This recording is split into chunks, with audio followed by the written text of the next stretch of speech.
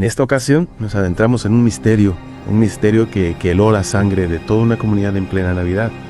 Prepárense para sumergirse en la historia de los Lawson, una familia de Carolina del Norte que sufrió un destino terrible el día de Navidad de 1929. Un caso que nos recuerda que incluso en medio de la alegría navideña, la oscuridad puede acechar en los corazones. Tenemos acceso a varios artículos de periódicos de la época, transcripciones de entrevistas, e incluso algunos fragmentos del libro Navidad Blanca, Navidad Sangrienta, que profundizan las teorías sobre el caso. ¿Qué te parece si comenzamos con una visión general de la familia Lawson? Me parece perfecto. Charles Lawson era el patriarca, un granjero de tabaco. Su esposa, Fanny, y sus 7 hijos completaban la estampa de una familia numerosa y aparentemente feliz. Incluso posaron para una foto familiar, días antes de la tragedia, una imagen que ahora resulta escalofriante al conocer su destino. Esa foto familiar, una imagen que congela un instante en el tiempo, un instante antes de que la tragedia rompiera la aparente calma. Hablemos de los terribles sucesos del 25 de diciembre de 1929. Ese día, Charles Lawson, por alguna razón que aún hoy nos cuesta comprender, planeó y ejecutó con una frialdad aterradora el asesinato de casi toda su familia. Comenzó con sus hijas, Carrie y Mabel. El libro Navidad Blanca, Navidad Sangrienta describe cómo las esperó cerca del almacén de tabaco y les disparó. Y lo más terrible, no se contentó con eso, las golpeó brutalmente para asegurarse de que estaban muertas. Es un detalle que nos hiela la sangre, ¿verdad? Un acto de una violencia desmedida que nos hace preguntarnos qué demonios se apoderó de Charles Lawson ese día. Después regresó a la casa donde disparó a Fanny en el porche. Dentro, Marie, una de las hijas, gritó al escuchar el disparo, alertando a sus hermanos James y Raymond que intentaron esconderse. Pero Charles, implacable, los encontró a todos, uno a uno. Incluso la pequeña Mary Lou, un bebé de apenas unos meses, fue asesinada. Un acto de barbarie difícil de comprender. Lo que me resulta especialmente inquietante es que, según los informes policiales de la época, encontraron a las víctimas con los brazos cruzados y piedras bajo sus cabezas. Sí, ese detalle ha generado mucha especulación a lo largo de los años. Un gesto simbólico, un intento de darles paz en la muerte. Es un enigma que quizás nunca lleguemos a resolver. En esta tragedia navideña hay un único superviviente, Arthur, el hijo mayor. Por suerte para él, Charles lo envió a hacer un recado poco antes de comenzar la masacre. Un golpe de suerte que lo convirtió en el único testigo indirecto de aquella terrible Navidad. Por supuesto, la gran pregunta que todos nos hacemos es ¿por qué?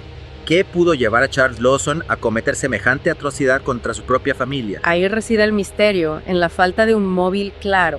Algunos especulan que una lesión en la cabeza que Charles sufrió meses antes pudo haber afectado a su estado mental, pero la autopsia no reveló ninguna anormalidad en su cerebro. Y aquí es donde el caso da un giro aún más oscuro.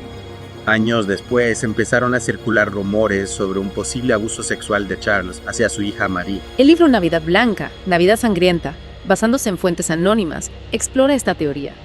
Stella Lawson, una pariente de la familia, también mencionó haber escuchado rumores sobre una relación incestuosa entre padre e hija, incluso antes de los asesinatos. Es decir, que ese terrible secreto podría haber estado rondando a la familia Lawson durante algún tiempo. Imagina la angustia de Fanny, sospechando que su marido estaba abusando de su propia hija. Una situación terrible, sin duda. Pero hay más. Ella, May, una amiga cercana de Marie, reveló años después que la joven le había confesado estar embarazada de su propio padre pocas semanas antes de la Navidad de 1929. Un testimonio escalofriante que nos hace preguntarnos si este terrible secreto fue la gota que colmó el vaso, el detonante de la tragedia. Es una posibilidad. Y para añadir más sombras al misterio, un vecino de la familia, Gil Hampton, insinuó en una entrevista que sabía de serios problemas dentro del hogar de los Lawson. ¿Qué secreto se llevó Gil a la tumba? ¿Sabía del abuso?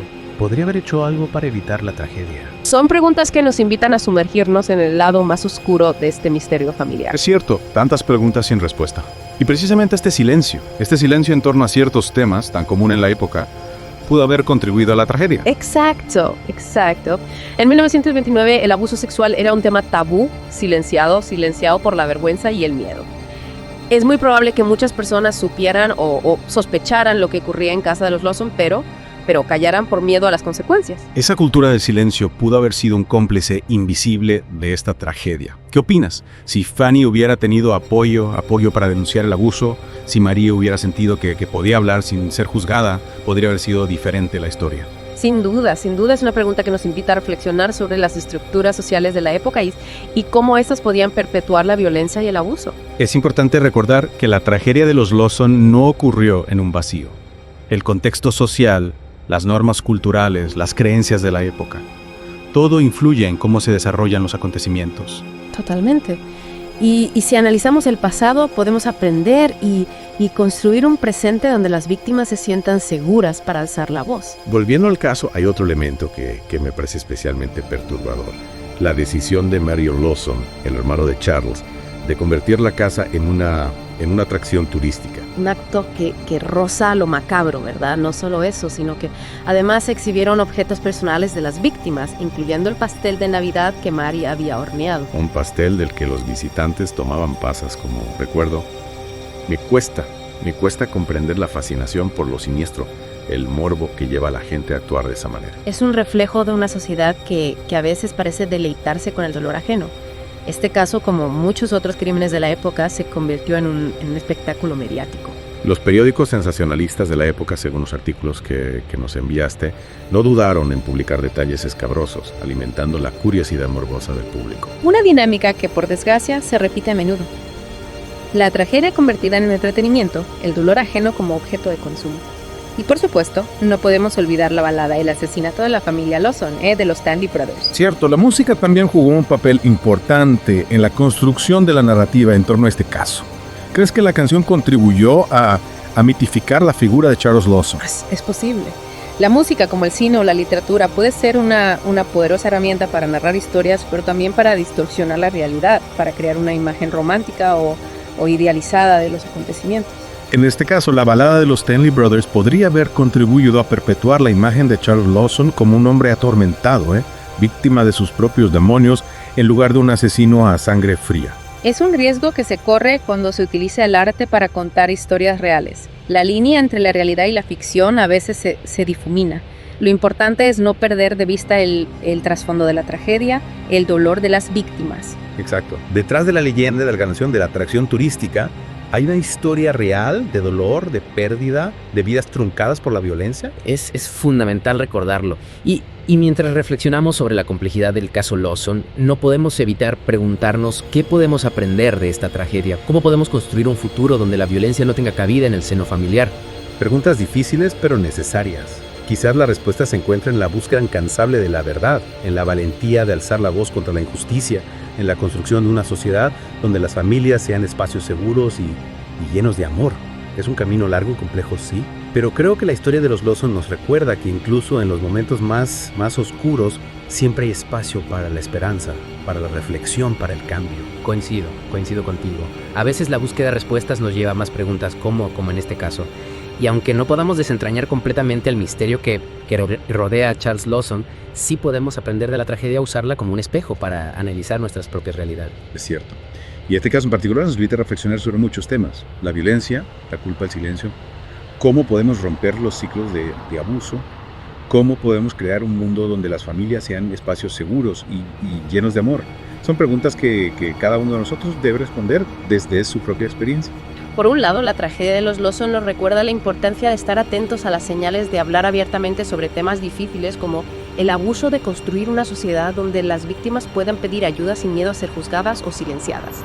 Por otro lado, la falta de un móvil claro en misterios sin resolver nos deja con una sensación de inquietud, de incertidumbre. Quizás nunca sepamos con certeza qué fue lo que impulsó a Charles Lawson a cometer semejante atrocidad. Es posible. Pero incluso en esa incertidumbre podemos encontrar una valiosa lección. La historia de los Lawson nos recuerda que la realidad puede ser más compleja y perturbadora que cualquier ficción, que el bien y el mal a veces se entrelazan de maneras que nos cuesta comprender. Y lo más importante creo es no olvidar a las víctimas. A Fanny, a Marie, a los pequeños Carey Mayfield, Jen Raymond y Mary Lou. Que sus nombres no se pierdan en la bruma del tiempo, que sus historias sirvan como un recordatorio de la fragilidad de la vida y la necesidad de construir un futuro más justo y compasivo. Un futuro donde las familias no sean escenario de tragedias, sino espacios de amor, seguridad y respeto. Donde las navidades se celebren con alegría y no se tiñan de sangre. Que el silencio no sea cómplice de la violencia, que la memoria nos guíe hacia un futuro más luminoso. Esa es la lección que podemos